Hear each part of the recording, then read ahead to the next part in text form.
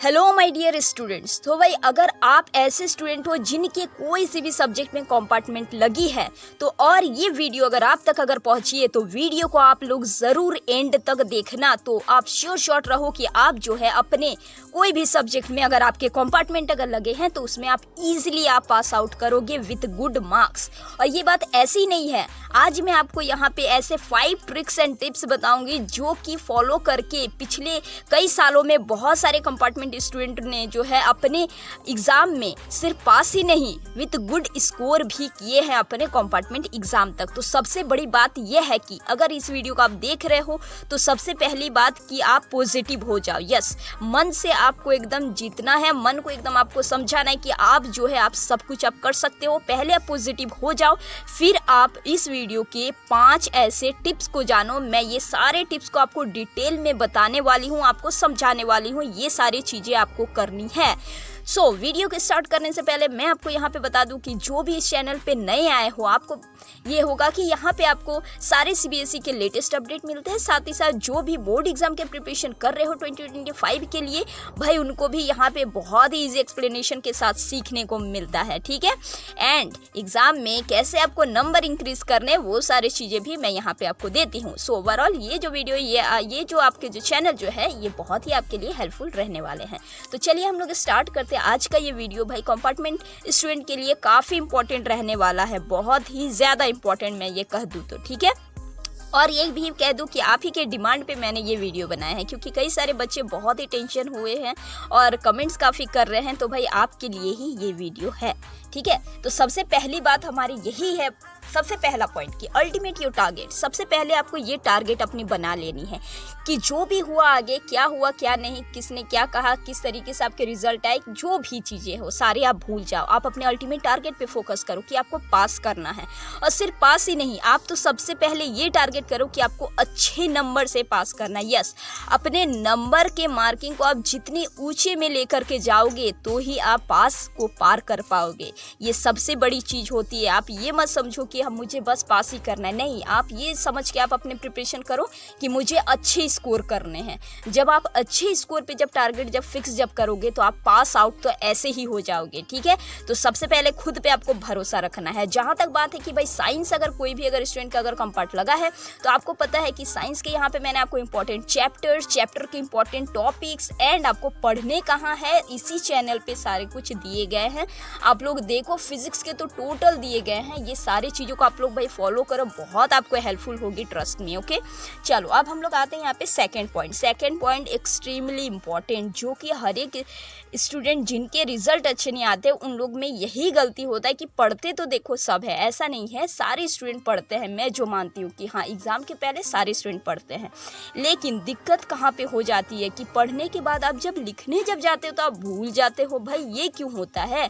Due to lack of revision. Yes, revision की कमी होने के कारण आपको ये प्रॉब्लम जो है ये प्रॉब्लम आपको झेलनी पड़ती है, ये इशू क्रिएट हो जाता है। सो आपको करनी क्या है, इंपॉर्टेंट टॉपिक क्या करना है मैंने आपको बताया है।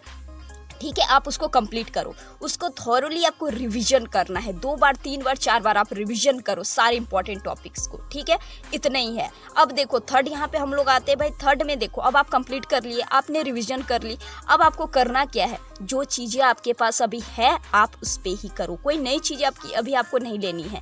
तो क्या है भाई, अभी आपके पास सीबीएसई बोर्ड एग्जाम आपने दी है, उसकी क्वेश्चन पेपर तो आपके पास होगी ही। यस, उस क्वेश्चन पेपर को आपको सॉल्व करना है। This is not a joke. Yes, वो क्वेश्चन पेपर को आपको सॉल्व करना है। क्यों मैं वो क्वेश्चन पेपर को आपको सॉल्व करने बोल रही हूँ, वो चीज़ को आप सुनो।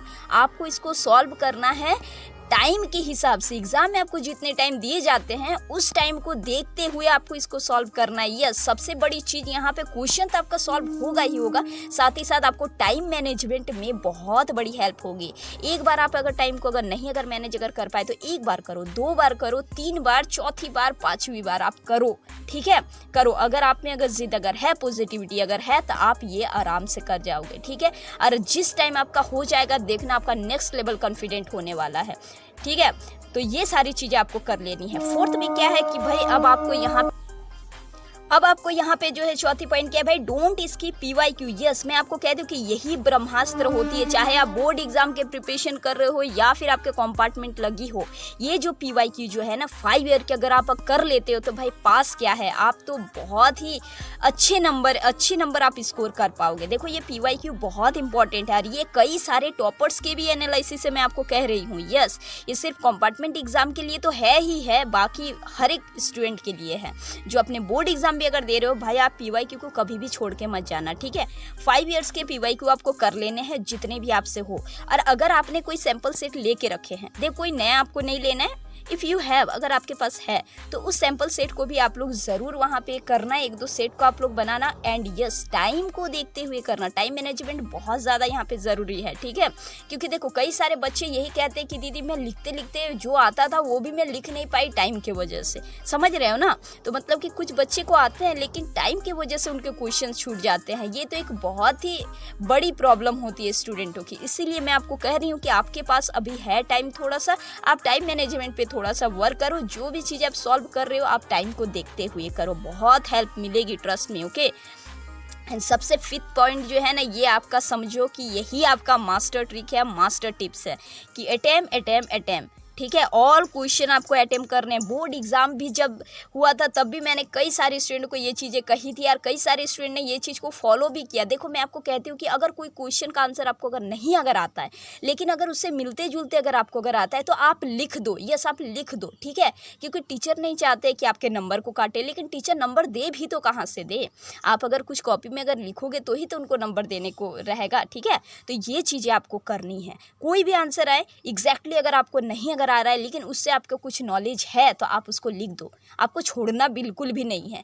ये इस पॉइंट को, लास्ट वाला पॉइंट को तो भाई आप एकदम गांठ बांध दो, इसको तो आपको भूलना ही नहीं है अगर आपको अच्छे मार्क्स अगर स्कोर कर रहे हैं। और सिर्फ यही एग्ज़ाम नहीं, सिर्फ 10th ही नहीं, 11th 12th उसके बाद भी कई सारे आप लोग आगे में पढ़ोगे, जो भी आप करोगे अटेम्प्ट आपको हमेशा करना है, आपको बिल्कुल भी नहीं छोड़ना है। सो आई होप कि ये जो 5 जो टिप्स जो थे ये आपको काफ़ी हेल्पफुल करेगी। एंड आई विश कि सब जो है जिनका भी भाई कॉम्पार्ट लगा है बहुत ही अच्छी स्कोर से आप पास आउट करो। अब बाकी अगले में जो भी एग्ज़ाम दे रहे हो सारे चीज़ें आपकी अच्छी से हो, ठीक है। तो आई होप कि ये इंपॉर्टेंट रही होगी ये वीडियो को ज़्यादा ज़्यादा शेयर कर देना नेडी स्टूडेंट तक, ठीक है। फिर से हम लोग मिलेंगे नेक्स्ट वीडियो में। Till then keep preparing and keep learning.